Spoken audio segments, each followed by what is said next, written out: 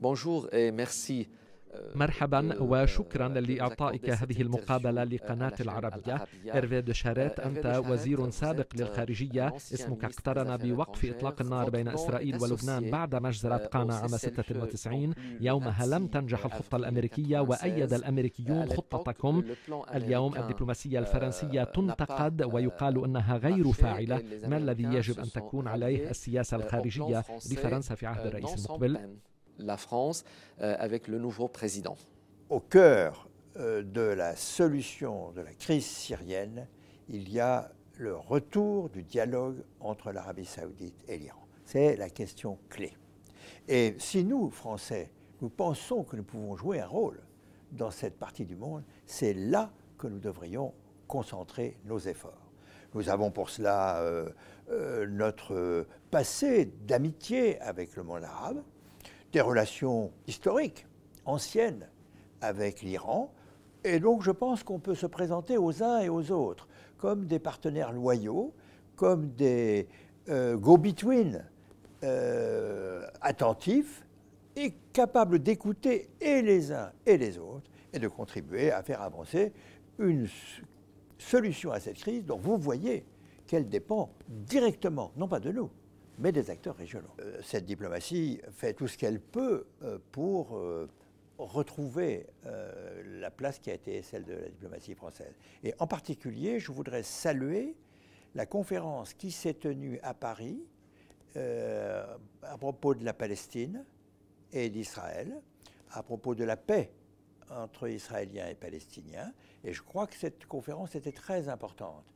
Je voudrais souhaiter, puisque j'en parle, je voudrais souhaiter que la France aujourd'hui prenne la décision de reconnaître l'État palestinien. Ça fait maintenant presque 30 ans qu'on en parle. La situation a évolué, comme vous le savez, c'est-à-dire de façon plutôt négative. Je pense que ça n'est pas nuire à Israël, c'est contribuer à la paix entre Israël et les Palestiniens que de prendre la décision de reconnaître l'État palestinien.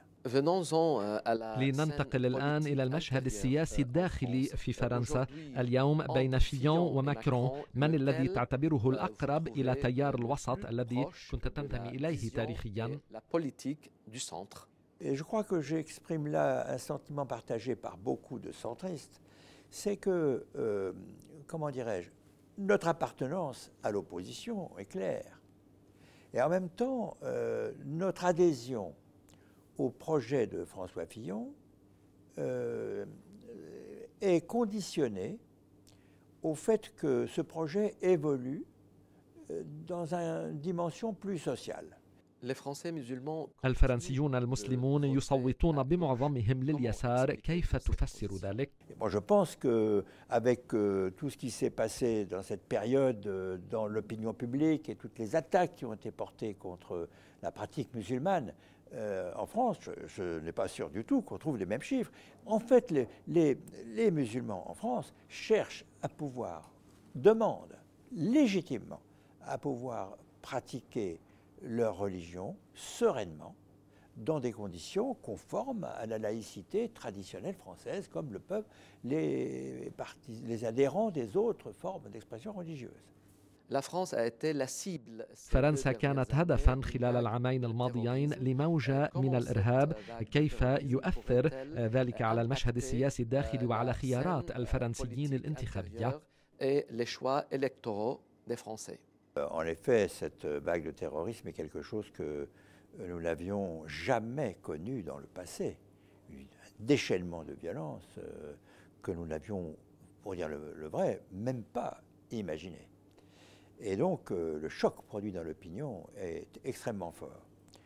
Les Français choisiront, sans aucun doute, un président qui leur apportera, dans ce domaine de la sécurité, le sentiment de leur offrir le plus de garanties, le plus de protection, le plus de certitude possible.